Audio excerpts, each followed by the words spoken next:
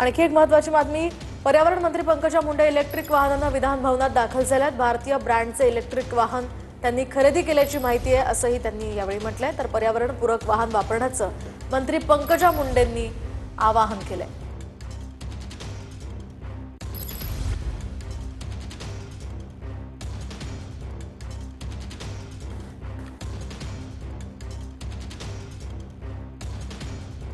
Vehicle वापरायला आजपासून तुम्ही सुरुवात केली, अधिवेशनाचा पहिला दिवस आहे। ही संकल्पना कुठून आली आणि किती महत्त्वाची आहे?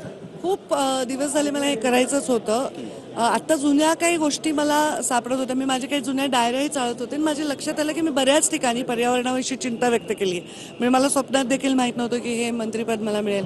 पण मग आपण लोकासंगे ब्रह्मज्ञान नको व्हायला म्हणून मी green vehicle, green number plate असलेली व्हेकल घेतलेली आहे।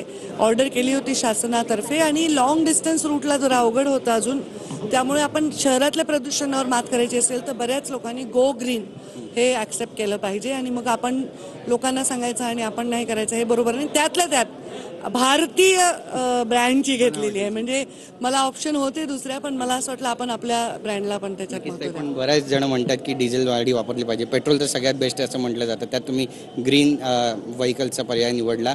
कसा झाला तुमचा हा प्रवास घरापासून इथं? काळ असा होता की मलाही खूप गाड्यांची हौस होती, गाड्या चांगल्या असाव्या आणि गाड्या चांगल्या म्हणजे जर मला कोणी इन्व्हेस्ट करायचा वेळ आला तर मी जास्तीत जास्त गाडीमध्ये इन्व्हेस्ट करेन। का तर गाडी आमच्यासाठी महत्त्वाची असते। आम्ही मोस्ट ऑफ द पॉलिटिशियन्स आपले जीव धोक्यात घालून प्रवास करत असतो।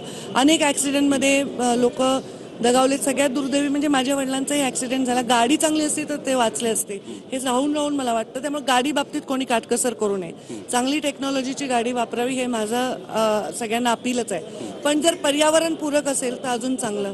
Camera person Yogesh Guravsa, Girish Gaikwad, TV9 Marathi, Mumbai.